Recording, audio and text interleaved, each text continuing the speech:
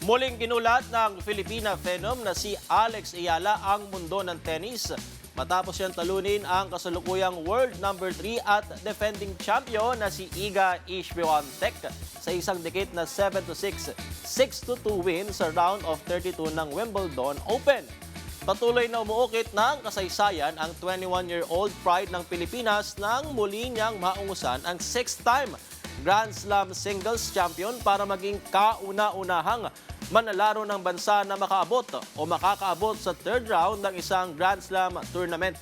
Naging dikit ang palitan ng puntos ng dalawa sa opening set na umabot sa tie-break. Pero sa huli, naibulsa ni kababayang Ayala ang set advantage matapos ang serye ng break points. Nagawang mapanatili ni Alex ang momentum pagpasok ng second set matapos siyang makapagtayo ng isang 4-0 lead.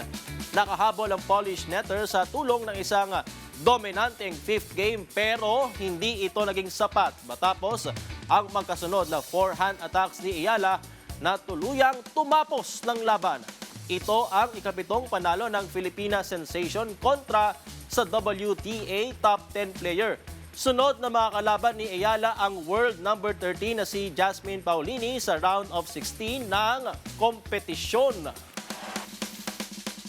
I want to train with my brother and my grandfather every day after school with my ruffled socks and my light-up shoes and chubby cheeks. So to her, this is everything.